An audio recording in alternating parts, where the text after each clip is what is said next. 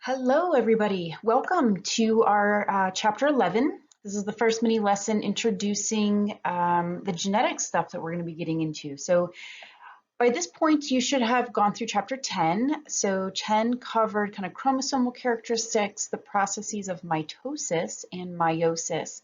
So of that chapter, the information that's going to be most used again when we get to this genetics conversations is meiosis, the production of egg and sperm.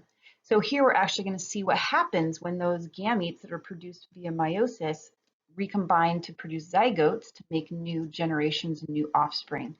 So make sure if you're still a little bit shaky on the processes of meiosis, the production of gametes with the terms homologous chromosomes, um, alleles, and crossing over, genetic recombination, those types of things we're going to be seeing again in this chapter. So just know that if you need to go back and review those, you might be aware of that.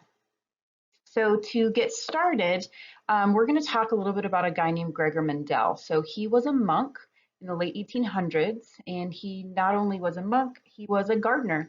So he really enjoyed spending time out in the garden, and he also liked to keep track of what he was growing.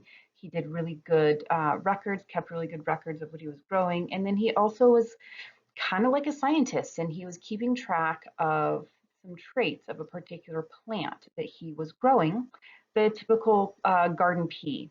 So it wasn't anything spectacular. You see them probably growing in your own garden or on the side of the road. It's a very common plant. But what he did was he would do these experiments and plant the seeds and see what would grow and kept records of those things. And as he did that, he found patterns.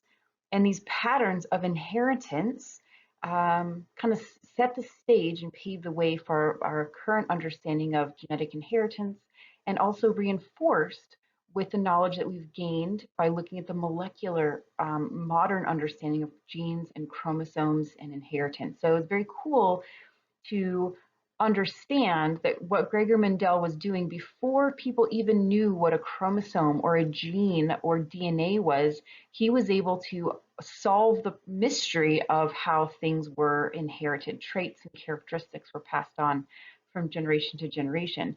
Before he published his work and before it was widely accepted in the scientific community, inheritance was recognized. People could see that yes, you resemble your siblings and you resemble your parents, your grandparents, and your ancestors, but they didn't really know how that happened. And Mendel didn't really know either. He didn't know the mechanism of chromosomes and genes and dominant and recessive. He was just keeping an eye on the traits and the observations that he was making. So he's the father of genetics, if you want to call him something other than Gregor Mendel. So let's go ahead and get started and take a look at some of the characteristics that he was taking a look at, and he was able to keep track of these things. So he was looking at the kind of bolded terms here. So these are what we call the traits, if you will, or the genes of what we would now call them genes.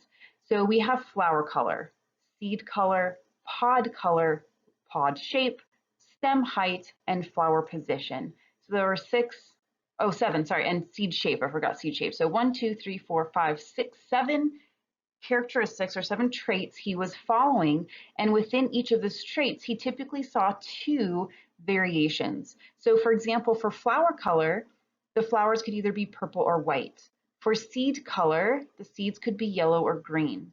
For the seed shape, they could be smooth or wrinkled. The pod color could be yellow or green. The pod shape could be inflated or pinched. The stem height could be tall or short.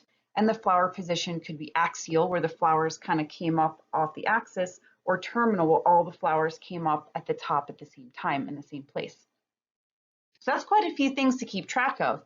And so he was able to do that. And luckily for him, these traits on this kind of basic general garden pea were 2 different alleles. Well, we've defined alleles back in meiosis, but we'll see it again in this chapter. 2 different versions of the same gene. So the trait is flower color. They could either be purple or white. The trait is pod color. It could be either yellow or green. The trait is stem height. It could be either tall or short. So an allele is the version of how that gene can be expressed.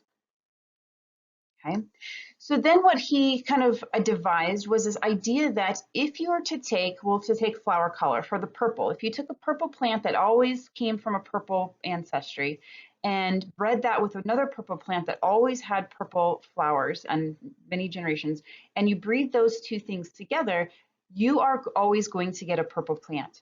And so this is what we call true breeding. It's 100% guaranteed that you are always going to get that result because that's what it's been for generations and generations. So this is what we call a true breeding characteristic. White, white, all the way back, or purple, purple, or yellow, green, tall, short, whatever the characteristic he was taking a look at. Compare that to when you have, say, a purple and a white flower bred together, you might get what's called a hybrid. Now, I don't have a flower example here. I have some later on, but let's just take these mouse coat colors for an example. So let's say you had a brown mouse and you true breeding brown, so it came from a generation of all brown mice, and a true breeding white come from a generation of all white, and then those two bred together and had an offspring, and the offspring is brown. We might say, well, that's not hybrid, but we can't see that yet. We're going to be learning some terminology in one of the next videos that will help explain this difference. But it truly is a hybrid because it gains half of its genetic information from the brown mouse and half of the genetic information from the white mouse. And so in its genes, in its code, it has a little bit of information from both parents, the brown mouse and the white mouse. In this case, it just happens to be that the brown allele overpowers the white, and this is the dominant recessive idea. In lecture, I usually have these funny pictures to think of what a hybrid might be, maybe a rhinoceros chipmunk or an owl cougar. Kind of a funny breaking the tension here when we're talking about some of these heady genetics ideas. So maybe in the future someday, maybe not. Okay, so that's the idea of true breeding versus hybrid. True breeding, it's always going to have the same trait, the same characteristic, the same allele, generation after generation. If you mix two different true breeding organisms together, then the product is what we call a hybrid. All right, so here we have the example of the with a flower color, or the example with a plant height as far as these genes go. Mendel identified, as he was keeping track of all of his plantings, he named the generations, kind of like what we call grandparents and parents and kiddos. He would call them these particular things. So if he was starting with a true breeding parents, these are called the P generation, P for parent, I guess. So let's say he had a true breeding purple. So in the purple plant that he gathered the pollen from, all of the generations before that plant were purple. And then he had true breeding white. So if the purple was the pollen, the white maybe was the ovary, the girl part of the plant. And so all of its generations were white. So what he did was he pollinated with like a little paintbrush. He would take some pollen off of the purple plant and put it on the female reproductive parts of the white plant, and it would fertilize the white plant, and it would grow seeds, and he would plant those seeds, and of that cross, those seeds would come up and they'd be all purple. And this is what he called the F1 generation. F stands for filial. It's kind of an old-fashioned word. That's what the F stands for, like offspring. So filial is about offspring. So the F1 generation is the product of the parental cross. And so in this case, your true breeding purple crossed with a true breeding white, all of that F1 generation were purple. And these were hybrids. Again, he didn't quite grasp that part of it, but he knew that that white trait did not disappear, because what he then did was he crossed F1 times F1, and you can do that with plants. You can't really do that with animals. This inbreeding, it doesn't quite work, but with plants, it's okay. So what he did was he crossbred the F1 with F1. So he took the purple hybrid, crossed it with a sibling plant purple hybrid, allowed it to make seeds, planted the seeds, grew the seeds, and then he saw this ratio. He would always get a 3:1 ratio when he crossed the F1 hybrids, and this is what we call the F2 generation. So the F2 generation is a cross of breeding of the F1 generation. And so he always found this 3-to-1 ratio. And we're going to see that a little bit later when we take a look at Punnett squares. This is just kind of terminology of the generations. So then over here, I have the same example with the height here. So the parental generation, we have a true breeding tall plant crossing with a true breeding short plant. And that gives us a hybrid F1 generation. Okay, so that's our hybrid F1.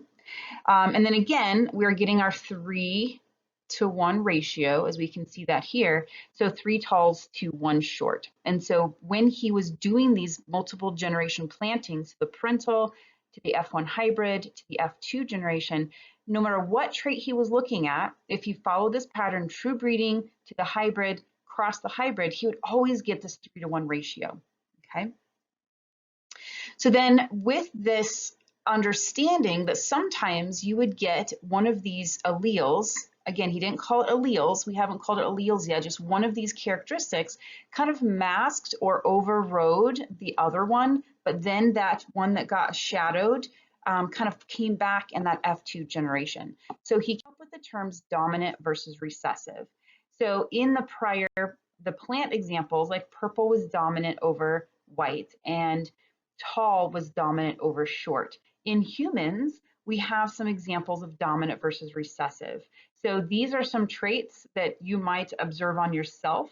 So for example, earlobe attachment. So my earlobes are attached. So mine look like this. They kind of, my skin of my earlobe goes onto the skin of my neck, where other people might have this floppy lobe, right? So attached earlobes, I think, are dominant. I don't have my notes with me, but one will be dominant over the other. We also have what's called a widow's peak versus a straight hairline. You'll be doing some of these in your genetics lab this week. You could have dimples when you smile. See, I don't have dimples. No dimples. You could have freckles on the bridge of your nose and on your cheeks. I don't have those. Or if you take a look at this individual here, 1, 2, 3, 4, 5, 6 fingers. It's called polydactyly. And amazingly enough, polydactyly is a dominant trait.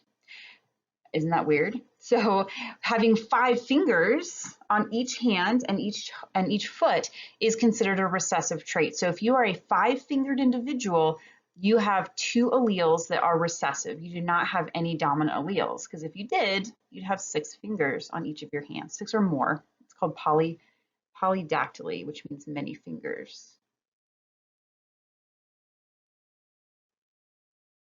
Okay, polydactyly.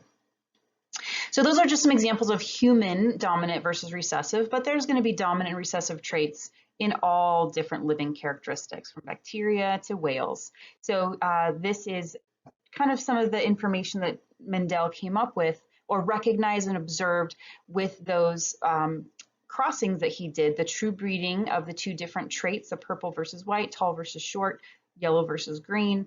One was always overshadowing the other, but then that overshadowed one came back in that F2 generation when he crossed the F1s.